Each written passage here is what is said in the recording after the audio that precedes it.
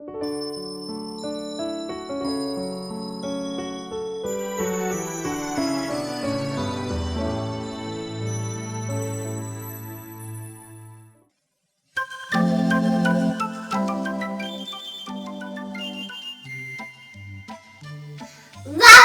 bugün bacaklar çok kazanım.